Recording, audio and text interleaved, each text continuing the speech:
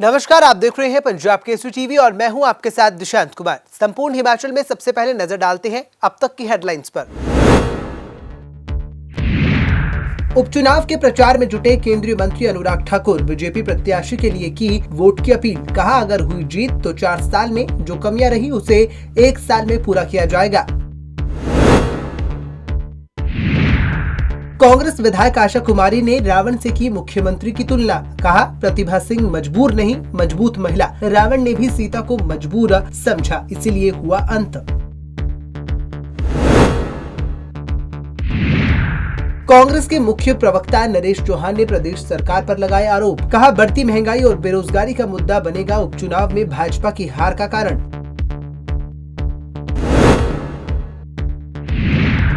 धर्मशाला की Indrunag paragliding site में दर्दनाक हादसा। टेक ऑफ साइट से पैराशूट में लटका युवक, ऊंचाई से गिरने से हुई दर्दनाक मौत। मैं आप सबके बीच में आया हूं भारतीय जनता पार्टी के लोकप्रिय उम्मीदवार के लिए आपका सहयोग, समर्थन, आशीर्वाद मांगने के लिए और ये भी निवेदन करने आया हूं कि अब से लेकर विधानसभा के आम चुनाव तक ये 1 वर्ष का कार्यकाल हमारे बीच में जो पिछले 4 वर्षों में कमियां रही होंगी, मैं आपको विश्वास दिलाता हूं, जब आप यहां से भारतीय जनता पार्टी के उम्मीदवार को जिताकर भेजेंगे, 1 वर्ष के अंदर पिछले 4 वर्ष की कमियों को पूरा करने का हम एक तरफ सरकार है जहां पर माननीय मुख्यमंत्री जी के आशीर्वाद से इस विधानसभा क्षेत्र में पीएचसी से लेकर बाकी मांगे पूरी करने के काम करने का काम किया है। वहीं दूसरी ओर लंबा समय ऐसा भी रहा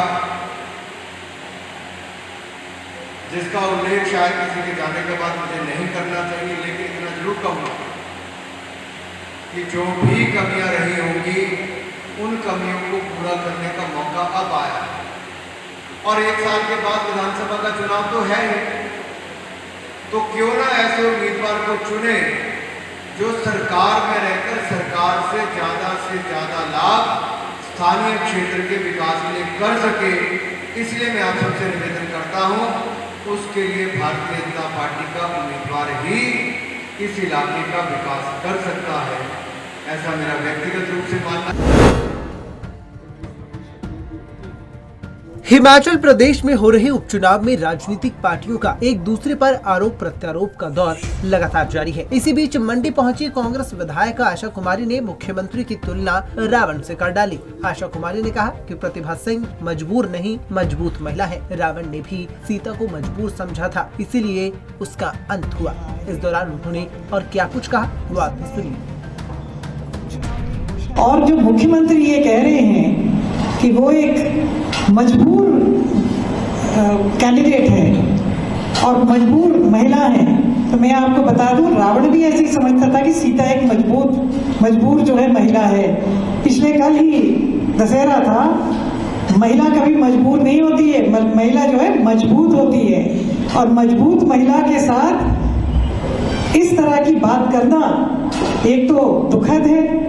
मुझे बहुत दुख हुआ मुख्यमंत्री की इस बात को सुन के कि एक मजबूर महिला, वो मजबूर महिला नहीं, वो मजबूत महिला है जो कि अपने पति के सपनों को आगे ले जाने के लिए पार्टी के साथ खड़ी हैं। और मुख्यमंत्री जी को मैं याद दिला दूं, रावण ने भी एक बार सीता को मजबूर समझा था। रावण का क्या अंत हुआ था वो सबको पता है, मुझे आपको बताने की जरूरत नहीं है। शक्तिदारी की जो शक्ति होती है वो आपको पता लग जाएगा कि क्या होता है। साथ ही कांग्रेस विधायक आशा कुमारी ने सरकार पर बढ़ती महंगाई को लेकर भी तंज कसा। प्रदेश में बढ़ती बेरोजगारी का जिम्मेवार भी उन्होंने प्रदेश सरकार को बताया। तो हमारा आपसे कहना है कि भारतीय जनता पार्टी असली मुद्दों से क्यों भाग रही है। आज असली मुद्दे क्या है? महंगाई। आप देख रहे हैं कि गैस का सिलेंडर कांग्रेस के टाइम में 400 रुपए के करीब था, आज 1000 रुपए जो है पार कर चुका है। आपके यहाँ मुझे मालूम नहीं, अलग अलग सिटी में अलग होता है। हमारे शहर में 1001 है शगन, पूरा 1001। डीजल, पेट्रोल, हम पहले पेट्रोल की बात कर रहे रहे थे कि शतक छूने वाला है, अब तो डीजल शतक छूने वाला है, डीजल का शतक पूरा होने वाला है। सरसों का तेल 225 रुपए पार, प्याज, टमाटर, सरिया, सीमेंट 150 रुपए बोरी, तो सीमेंट बढ़ गई, सरिया जो है 7,000 रुपए पहुंच गया, रेता, बजरी, कौन सी चीज है जो सस्ती हुई। हम ये डबल इंजन की सरकार से हम उम्मीद रखते हैं कि हिमाचल प्रदेश के लोगों का हित देखते हुए ये अपने जो है संसाधनों से सब्सिडी देंगे, क्योंकि ना दिहाड़ी बढ़ी है ना तनख्वाह बढ़ी है, बेरोजगारी बढ़ती जा रही है। वहीं कांग्रेस नेता सुधीर शर्मा ने कहा कि पूर्व मुख्यमंत्री प्रेम कुमार धूमल और शांता कुमार को जैसे जाना जाता था, वहीं मुख्यमंत्री जयराम ठाकुर उससे उलट है। इस दौरान उन्होंने कहा कि मंडी जिला की सड़कों की हालत खस्ता है, जिसे देखकर नहीं लगता कि मुख्यमंत्री मंडी जिला से हैं। मंडी की बात है, जिस तरह से कहा कि यहाँ से हमारे प्रदेश के माननीय मुख्यमंत्री भी संबंध रखते हैं, लेकिन जो हालात सड़कों के हैं, अन्य विकास कार्यों के हैं, वो मुख्यमंत्री का जिला नहीं लगता। वो तो आप जानते हैं कि इनसे पहले भारतीय जनता पार्टी के मुख्यमंत्री रहे प्रेम कुमार धूमल जी। जैसे ही हमीरपुर के अंदर आप प्रवेश करते थे तो पता चलता था कि एक अलग फील सड़कों से ही आना शुरू हो जाता था। सड़कों वाला मुख्यमंत्री के नाम से वो जाने जाते थे। भारतीय जनता पार्टी के ही मुख्यमंत्री शांता कुमार जी रहे, पानी वाले मुख्यमंत्री के नाम से जाने जाते थे। आज जिस प्रकार से 4 वर्ष इस वर्तमान सरकार को हो गए हैं, इन्हीं के समय में जो है वो इंडस्ट्रियल पैकेज हिमाचल प्रदेश को आया था जब धूमल साहब मुख्यमंत्री थे। इन 4 वर्षों की हमें नहीं लगता कि कोई ऐसी खास उपलब्धि या कोई बड़ा पैकेज प्रदेश के लिए आया हो। उपचुनाव के प्रचार में जुटी पार्टियां एक दूसरे पर आरोप लगा रही हैं। इसी बीच आज आशा कुमारी ने भी मुख्यमंत्री जयराम ठाकुर को महंगाई और बेरोजगारी के मुद्दे पर घेरते हुए कई तरह के आरोप लगाए। वहीं अब देखना ये होगा कि भाजपा पर लगाए गए इन आरोपों के बाद भाजपा के नेता इस पर क्या कुछ प्रतिक्रिया देते हैं। पंजाब केसरी टीवी के लिए मंडी से सीमा शर्मा की रिपोर्ट।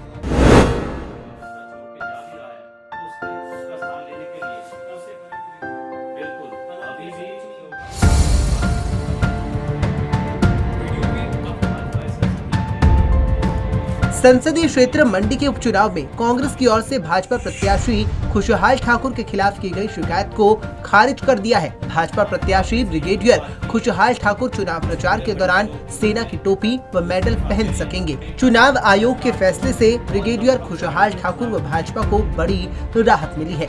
भाजपा प्रत्याशी खुशहाल ठाकुर के पक्ष में निर्णय आने पर पार्टी नेताओं ने प्रतिक्रिया दी है। भाजपा प्रवक्ता विनोद ठाकुर ने शिमला में प्रेस वार्ता कर कहा कि कांग्रेस ने चुनाव आयोग में शिकायत दर्ज करवाई थी। शिकायत में कहा गया था कि चुनाव प्रचार में ब्रिगेडियर खुशहाल ठाकुर चुनाव प्रचार के दौरान सेवा, मेडल व वर्दी का प्रयोग नहीं कर सकते। इस शिकायत को चुनाव आयोग की ओर से खारिज कर दिया गया है। ये फैसला दिखाता है कि बुराई पर अच्छाई की जीत है। उन्होंने कहा कि एक सेना का जवान मेडल और टोपी को अपने शौर्य से कमाता है, न कि बाजार से खरीदता है। सभी सैनिकों के शौर्य को भाजपा का सलाम है। उन्होंने कहा कि एक तरफ कांग्रेस प्रत्याशी सेना से माफी मांग रहे हैं और दूसरी ओर चुनाव आयोग में ब्रिगेडियर खुशहाल की शिकायत कर रहे हैं। ये कांग्रेस का दोहरा चरित्र दिखाता है। कांग्रेस पार्टी शुरू से ही शहीदों का अपमान करती रही है, सैनिकों का अपमान करती रही है। उससे पहले उन्होंने कहा कि कारगिल का युद्ध कोई युद्ध नहीं था, जबकि वो एक ऐसा युद्ध था जिसके अंदर देश भर में लगभग 527 सैनिकों ने अपनी शहादत दी। हिमाचल प्रदेश के भी लगभग 52 सैनिक उसमें शहीद हुए। और कांग्रेस पार्टी के प्रत्याशी ने अपना दोहरा चरित्र प्रदर्शित किया है। एक तरफ तो उन्होंने सैनिकों से क्षमा याचना की, दूसरी तरफ उन्होंने कारगिल के हीरो ब्रिगेडियर खुशहाल चंद के अगेंस्ट एक कंप्लेंट इलेक्शन कमीशन को की और इलेक्शन कमीशन से वो कंप्लेंट डिस्पोज ऑफ हो गई। कांग्रेस पार्टी को ये समझना चाहिए कि सैनिक को शौर्य जब वो करते हैं तो उसके ऊपर उनको मेडल मिलते हैं। और हिमाचल प्रदेश का तो प्रत्येक बच्चा सैनिक की वर्दी पहना उसमें वो गौरवान्वित अनुभव करता है। तो मुझे लगता है कि कांग्रेस का ये दोहरा चरित्र है वो जनता के सामने आ गया है और आने वाले 30 तारीख को जनता भारतीय जनता पार्टी के सभी कैंडिडेट्स को जिता करके इसका जवाब कांग्रेस को जरूर देगी। चुनाव आयोग के फैसले में ब्रिगेडियर खुशहाल ठाकुर व भाजपा को बड़ी राहत मिली है। आपको बता दें कि प्रदेश कांग्रेस पार्टी ने ब्रिगेडियर खुशहाल ठाकुर पर चुनाव प्रचार के दौरान सेना की टोपी व मेडल पहनने का उपयोग करते हुए इसकी शिकायत राज्य निर्वाचन आयोग से की थी। पंजाब केसरी टीवी के लिए शिमला से अली की रिपोर्ट।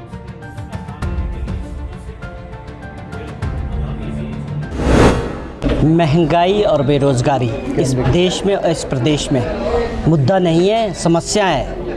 कांग्रेस नहीं उठा रही, ये देश की जनता उठा रही है। और ये आपको मुद्दा कम लगता है, इसके अलावा कोई और मुद्दा दिखता है?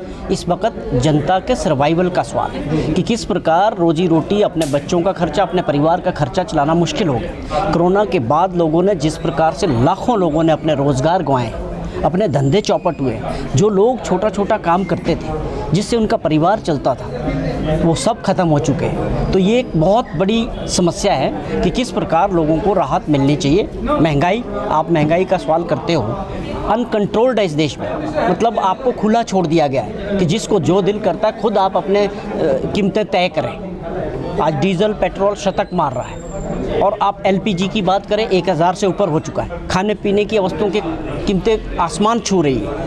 और आप किसी और सेक्टर की बात करें, कंस्ट्रक्शन की करें, सीमेंट की करें, सरिया, मतलब कोई क्षेत्र नहीं। आप अगर दवाइयों की बात करें जो हिमाचल में बनती है, बद्दी में हब है, तो आज दवाइयों की कीमतें 2 रुपये की जो जिस पे कॉस्ट आती है, आज वो 25 रुपये में गोली बिक रही है। तो कहने का मतलब है बेरोज़गारी और महंगाई बहुत बड़े जनता के मुद्दे हैं, बहुत बड़ी समस्याएं हैं और इसी पे आधारित ये चुनाव होगा कि और प्रदेश सरकार ने क्या विकास किया, वो भी एक बहुत बड़ा मुद्दा रहेगा। कुल कांग्रेस कहीं नहीं गिर रही, भाजपा बैकफुट पे है और भाजपा का नेतृत्व ये समझ चुका है हिमाचल प्रदेश में कि हम जनता के बीच जाने के लिए हमारे पास मुद्दे नहीं हैं। 4 साल में विकास की दृष्टि से प्रदेश भटक गया है, पिछड़ गया है।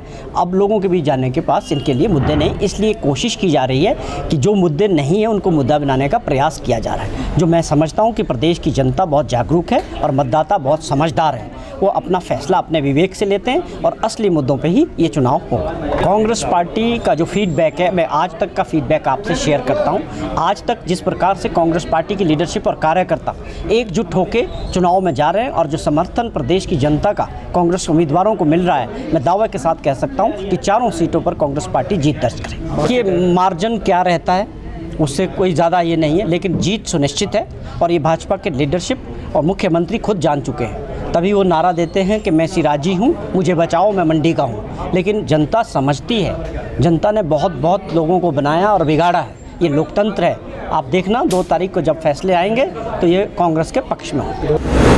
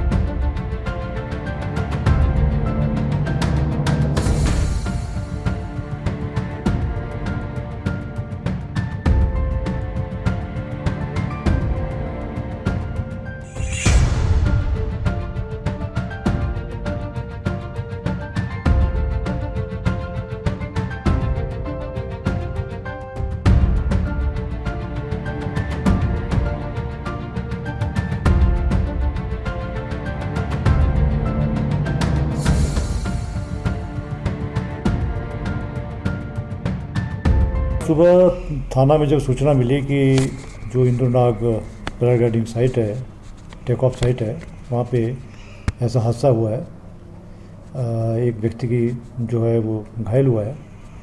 तो उस पर जब तुरंत पुलिस वहाँ पर पहुँची तो ये पाया गया कि व्यक्ति को तो हॉस्पिटल ले गए थे और मौके पे ये पाया गया कि वहाँ पे एक सुरजीत सिंह है, इसका नाम जो था, ये गांव ड्यूल डाकरकंड का रहने वाला था या धर्मशाला तहसील का ही। तो ये जो पायलट था जो टैंडम फ्लाइट भर रहा था, ये उसको धक्का दे रहा था। तो जैसे टेक ऑफ हुआ तो ये उसके साथ उसने छोड़ा नहीं हाथ और इसका हार्नेस में फंस गया था, जिसकी वजह से गिर गया, और गिरने के बाद नीचे क्योंकि उसका पाँव मुड़ गया था और साथ में नीचे जो है कहते हैं पहाड़ी में ढलान भी थी, और ये घायल हो गया। इसको ले गए थे, जगह डॉक्टर ने इसे मृत घोषित कर दिया था। तो जो टेक ऑफ हुआ था जो पैराग्लाइडर वो तो चला गया, वो आगे उड़ गया था, ये जो है नीचे गिर गया था। तो इस पे हमने जो है जो पैराग्लाइडर का जो पायलट है उसके खिलाफ हमने थाना में FIR दर्ज कर दी है।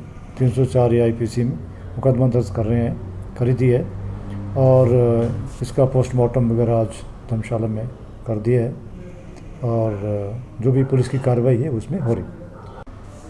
अभी तो ये थाना लेवल की बातें हैं, अभी मुझे मतलब उनको सौंप दिया गया है कि नहीं है मुझे अभी बताया नहीं गया है, क्योंकि आप लोग जो आए तो, लेकिन ये है कि पोस्टमार्टम के लिए उसको थाना में वहाँ पे अस्पताल में रख दिया गया था। वार्ड नंबर 14 और 13 से कुछ लोग जो हैं उपायुक्त महोदय से मिलने गए थे रिगार्डिंग नेशनल हाईवे की कंस्ट्रक्शन और पेडेस्ट्रियन के लिए। नेशनल, जैसे कि आपको पता है कि नेशनल हाईवे काम चल रहा है, उसकी वजह से हमारा जो नगर परिषद ने पेडेस्ट्रियन बनाया था, जिससे आम आदमी को बहुत राहत थी। इसमें महिलाएं हो गई, स्कूली बच्चे, बुजुर्ग जिन्होंने रोज़मर्रा की ज़िंदगी में पैदल ही बाज़ार जाना है, हॉस्पिटल जाना है, पार्क में सैर के लिए आना है, बच्चों ने स्कूल कॉलेज जाना है, वो तोड़ दिया गया है। उस रिगार्डिंग हमने कई बार SDM साहब से मुलाकात की, और हम उनका शुक्रगुजार करते हैं, धन्यवाद भी करते हैं। SDM साहब को जब हमने मौके पे बुलाया, वो वहाँ पे लोगों से मिले, उन्होंने हमें वहाँ पर एक हाउसिंग बोर्ड को जोड़ने के लिए सड़क बनवा कर दी है एडिशनल, उसके लिए हम उनका धन्यवाद करते हैं। उन्होंने हमेशा हमारा वहाँ पे साथ दिया है, परंतु जनता में रोष इसलिए उत्पन्न हुआ है कि वहाँ पे कुछ कंक्रीट होता हुआ दिखाई नहीं दे रहा है, कुछ कंस्ट्रक्टिव काम होता हुआ, क्योंकि जो डंगे लग रहे हैं NH के वो बहुत नीचे लग रहे हैं, वो हाइट नहीं पकड़ रहे हैं, उनका बेस फाउंडेशन और उनका जो टॉप है वो ख़त्म हो गया है, और पेडेस्ट्रियन की नींव पड़ती हुई लोगों को एक दिखाई नहीं दे रही, जो लोगों में एक रोष था। उस वजह से आज हम जो है एक डेपुटेशन लेकर, रिप्रेजेंटेटिव लेकर के हम जो है उपायुक्त महोदय से मिले। हमने उन्हें सारी स्थिति बताई, और उन्हें बताया कि SDM साहब ने हमसे जितनी बार भी मुलाकात की है उतनी बार हमारे कामों को उन्होंने थोड़ा थोड़ा आगे बढ़ाया है, परंतु लोगों को कुछ कंस्ट्रक्टिव होता नहीं दिखाई दे रहा है, इसलिए वो आपसे मिलना चाह रहे थे। तो उस संदर्भ में हम उनसे मिले हैं। साथ ही हमने उन्हें बताया कि पेडेस्ट्रियन के साथ ये एक जो ज्ञापन हमने उन्हें आज सौंपा है, जिसमें ये सभी लोगों के सिग्नेचर्स हैं। ये एक NH को लेटर जो शिमला में हमने रिसीव किया है वो है। त्योहारों का सीजन शुरू होते ही बाजारों में शराब की बिक्री की मांग बढ़ गई है। बढ़ती मांग को पूरा करने के लिए शराब माफिया भी अवैध तरीके से शराब की कालाबाजारी में लग चुके हैं। हिमाचल प्रदेश के ऊना में विजिलेंस ने बिना परमिट ले जा रहे शराब से भरे एक ट्रक को पकड़ने में सफलता हासिल की है। विजिलेंस के मुताबिक तेज रफ्तार ट्रक को जब रोका गया तो ड्राइवर ने पूछताछ में ट्रक में शराब लदे होने की बात को स्वीकार किया, लेकिन परमिट मांगने पर उसने जो परमिट दिखाया वो गलत निकला। परमिट के गलत पाए जाने पर विजिलेंस ने कार्रवाई करते हुए ट्रक और ट्रक में मौजूद 900 पेटी शराब को अपने कब्जे में लेकर ट्रक ड्राइवर को गिरफ्तार कर लिया है और मामले में कार्रवाई शुरू कर दी है। कल शाम के समय state vigilance and anti corruption bureau police station Una की एक टीम जो है वो एक चेकिंग के दौरान ओल्ड होशियारपुर रोड पे उन टीम ने एक तेज़ रफ्तारी से आते हुए ट्रक को रोका। इसको रोकने के बाद चालक से पूछा गया कि इसके अंदर सामान क्या है, तो उसने बताया इसमें उसने शराब लोड की हुई है। तो उससे संबंधित दस्तावेज मांगे गए जो उसने दिए। उनके ऊपर एक्साइज डिपार्टमेंट से संपर्क किया गया और उनकी वैधता की जांच के लिए एक्साइज डिपार्टमेंट को पत्राचार किया गया, जिसमें एक्साइज डिपार्टमेंट ने बताया कि ये जो परमिट है वो उनके द्वारा इशू नहीं किया गया है। उसके बाद गाड़ी को रोककर उसकी अंदर जो भी लिक्विड थी उसको चेक करने पे पाया गया कि ये जो शराब है ये बिना वैध दस्तावेजों पे लाई जा रही थी। अभी तक तो हमने जो गाड़ी के ड्राइवर हैं उनको ही डिटेन किया हुआ है बाकी फर्दर इन्वेस्टिगेशन में किस किस का इसमें रोल था, इन्वेस्टिगेशन के बाद आगे कार्रवाई अमल में लाई जाएगी। वहीं इस मामले में विजिलेंस ने जांच की बात करते हुए मामले में और लोगों की गिरफ्तारी होने की भी बात की है। फिलहाल पुलिस ये पता लगाने में जुट गई है कि शराब का ट्रक कहां से लाया गया था और इसको कहां पहुंचाया जाना था। पंजाब केसरी टीवी के लिए ऊना से संदीप खड़वाल की रिपोर्ट। हमारे अंडर 13 से लेके और मेंस तक के अलग अलग इवेंट्स होते हैं। अंडर 13, अंडर 15, अंडर 17, अंडर 19 और मेंस, ये इवेंट्स कराए जाते हैं। इसके आधार पे जो सिलेक्टिव प्लेयर्स हमारे होते हैं, जो फाइनल में पहुंचते हैं, टॉप सीडेड जितने भी खिलाड़ी होते हैं, वो आगे स्टेट को रिप्रेजेंट करने के लिए जाते हैं, फिर स्टेट में जाते हैं। तो हमारा टोटल जो पार्टिसिपेशन रही है पिछले लगातार 2 दिनों से ये टूर्नामेंट हमारा चला, सबसे बढ़िया बेनिफिट हमारा कोई इस कोर्ट की वजह से ये रहा कि हम एक टाइम में 3-3 मैचेज यहाँ पे करवा सके। अदरवाइज़ पहले आपको परिस्थितियाँ आपको पता थी कि एक ही कोर्ट होता था, तो उस वजह से हमारे को रात भर यहाँ पे टूर्नामेंट्स करवाना पड़ते थे। लेकिन ये कोर्ट होने की वजह से बहुत अच्छी सुविधाएँ बच्चों को मिली है, जो सरकार ने प्रोवाइड की। इसके लिए हम धन्यवादी भी हैं इन गवर्नमेंट का। और हमारे टोटल अब देखो आप राजगढ़, नौराधार, इंटीरियर, उससे हालांकि कोविड की वजह से पूरी प्रेजेंस तो नहीं हो पाई, लेकिन उसके बावजूद भी हमारे 46 पार्टिसिपेट्स जो इसमें जिन्होंने पार्टिसिपेट किया है टोटल 13 से लेकर और मेंस तक के इवेंट में, वो लोग यहाँ पे आए। संपूर्ण हिमाचल में फिलहाल इतना ही। मुझे दीजिए इजाजत और देखते रहिए पंजाब केसरी टीवी। नमस्कार।